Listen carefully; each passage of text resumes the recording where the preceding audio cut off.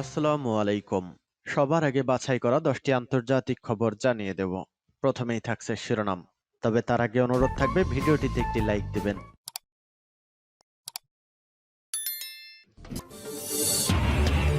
Mission ৭ October পরিকল্পনা যেভাবে গোপন রাখে হামাস।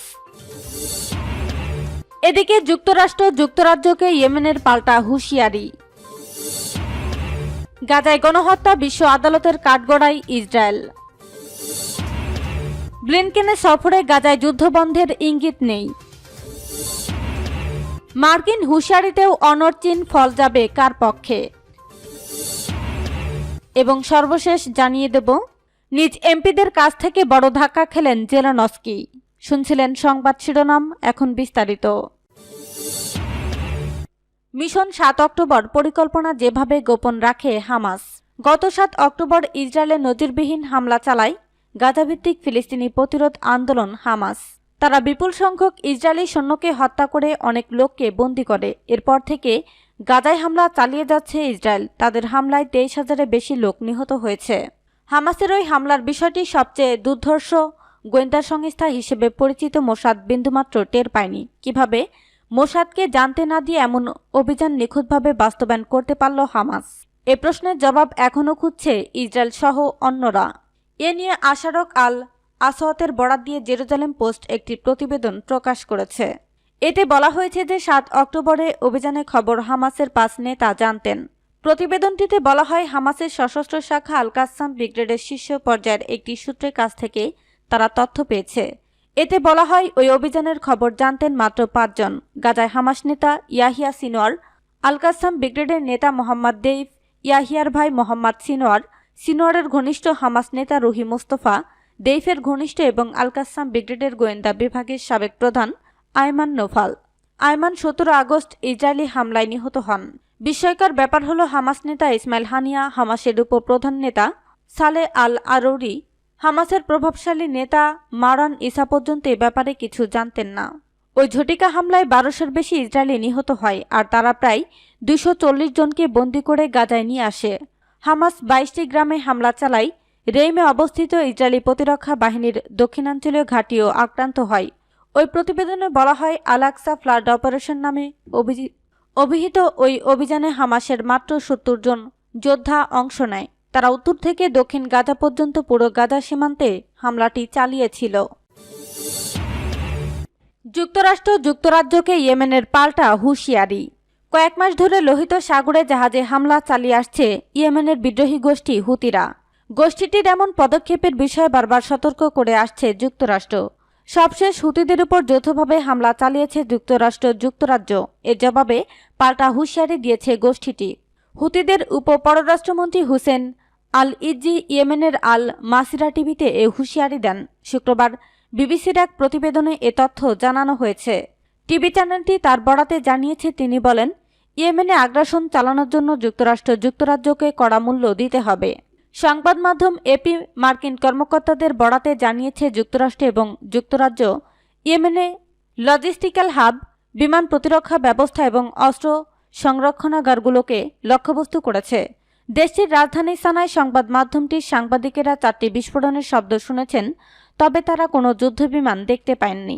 ইয়েমেনের হামলার বিষয়টি নিশ্চিত করে সামাজিক যোগাযোগ মাধ্যম এক্সে এক ভিডিও বার্তা দিয়েছেন মার্কিন প্রেসিডেন্ট জো বাইডেন। তিনি বলেন, ইয়েমেনের বেশ কয়েকটি লক্ষ্যবস্তুতে হামলা চালানো হয়েছে। বিশ্বের অন্যতম গুরুত্বপূর্ণ জলপথে চলাচলের স্বাধীনতাকে বিপন্ন করায় আমার নির্দেশে হামলা চালানো হয়েছে।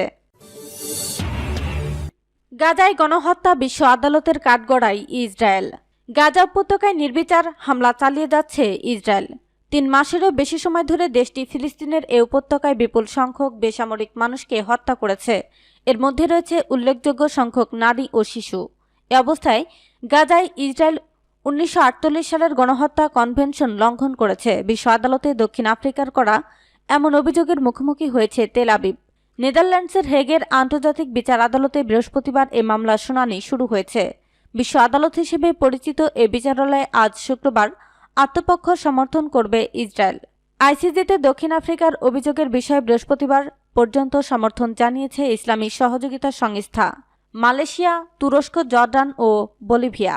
গণহত্যার অভিযোগে অভিযুক্ত ইসরায়েল তার ইতিহাসে প্রথমবারের মতো আইসিজের কাঠগড়ায় দাঁড়িয়েছে। এখন পর্যন্ত এটি ধারণা যে তেল আবিব গাজায় গণহত্যা চালিয়েছে, অর্থাৎ ইচ্ছাকৃতভাবে ফিলিস্তিনি বেসামরিকদের হত্যা করেছে। তবে অভিযোগগুলো অত্যন্ত গুরুতর। এমনকি ইসরায়েলের বিরুদ্ধে একটি অন্তর্বর্তীকালীন রায়ও দেশটির আন্তর্জাতিক মর্যাদার উপর প্রচণ্ড প্রভাব ফেলতে পারে। এর সঙ্গে সম্ভাব্য গুরুতর কূটনৈতিক ও রাজনৈতিক পরিণতি তো আছেই। এছাড়া এটি গাজায় চলমান অভিযানকেও প্রভাবিত করতে পারে। গাজায় ইসরায়েলি হামলায় বিপুল সংখ্যক ফিলিস্তিনি বেসামরিক নিহত এবং সেখানে খাদ্যপানি ও চিকিৎসা সেবায় ভয়াবহ সংকট ফিলিস্তিনিদের বিরুদ্ধে ইসরায়েলের পরিকল্পিত গণহত্যার প্রমাণ দিচ্ছে। এছাড়া ফিলিস্তিনিদের সম্পর্কে ইসরায়েলি মন্ত্রীদের দেওয়া অসংখ্য আক্রমণাত্মক বিবৃতি দক্ষিণ আফ্রিকাকে অভিযোগ করার একটি সুযোগ দিয়েছে। দেশটি বলছে, ইসরায়েল রাষ্ট্রের গণহত্যা করার অভিপ্রায় রয়েছে। এটি যে কোনো গণহত্যার অভিযোগের একটি গুরুত্বপূর্ণ দিক। ব্লিনকেনের সফরে গাজায় যুদ্ধবন্ধের ইঙ্গিত নেই। ফিলিস্তিনের গাজায় ইসরায়েলি হামলা শুরুর পর এ নিয়ে চতুর্থবারের মতো মধ্যপ্রাচ্য সফর করলেন যুক্তরাষ্ট্রের পররাষ্ট্রমন্ত্রী অ্যান্টনি ব্লিনকেন। সফরের শেষ দিন বৃহস্পতিবার মিশরে পৌঁছান তিনি।